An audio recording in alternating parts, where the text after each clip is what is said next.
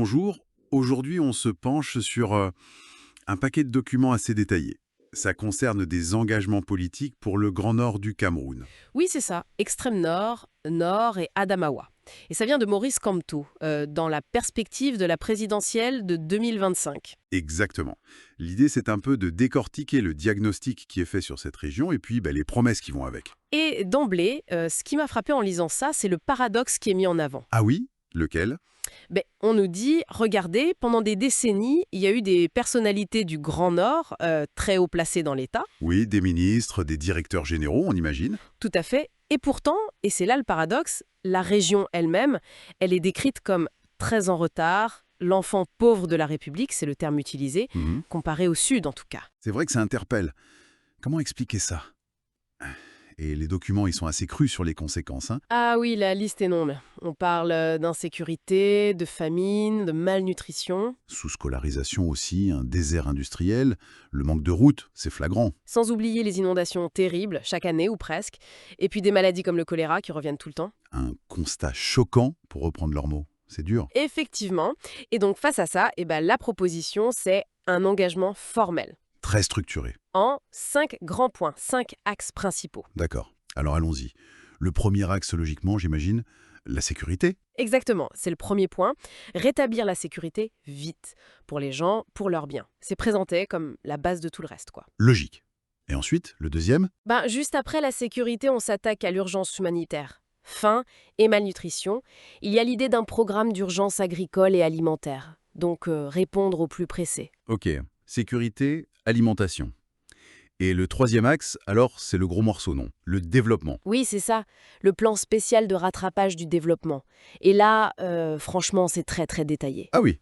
Qu'est-ce qu'on y trouve, par exemple? Alors, pour le social, des centres de santé, des hôpitaux, l'objectif d'éradiquer le choléra, l'accès à l'eau, hyper important. Eau potable, mais aussi pour le bétail, et puis des bassins de rétention, des petits barrages. D'accord. Ça, c'est pour la santé et l'eau.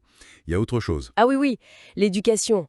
Construire des écoles en dur, pas en matériaux précaires, mettre les universités de Garoua et Maroua aux normes internationales, réhabiliter celles de Ngaoundéré, L'agriculture aussi, j'imagine. C'est clé, là-bas. bien sûr, développement de l'irrigation, introduire de nouvelles races de vaches pour le lait, et puis s'attaquer aux inondations. Surtout dans l'extrême nord, oui. Avec des solutions durables, genre barrages de régulation. C'est ça. Et évidemment les routes, des routes bitumées, pour relier les chefs-lieux de département aux capitales régionales. Des ponts aussi. C'est vraiment un effort pour désenclaver. Et le volet industriel dans tout ça. Il y est aussi création d'une zone économique spéciale, développer des filières pour transformer sur place le coton, les produits de l'élevage, avec des incitations pour attirer les industries. C'est un plan très complet sur le papier. Très, très dense, effectivement. Et puis, on arrive au quatrième pilier, et là, on change un peu de registre, non? Ah oui, c'est intéressant. Le quatrième point, c'est l'organisation du retour officiel de la dépouille d'Amadou Ahidjo. Le premier président. C'est Assez symbolique. Pourquoi le mettre là, au milieu de tout ça?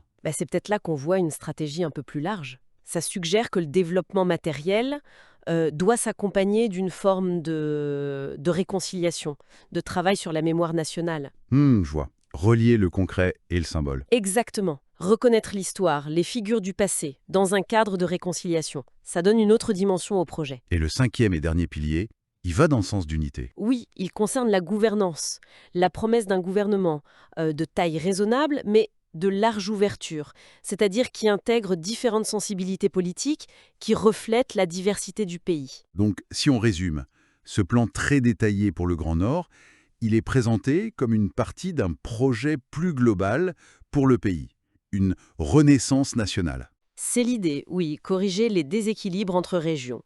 L'idée que cette partie immense du Cameroun ne doit plus être laissée pour compte.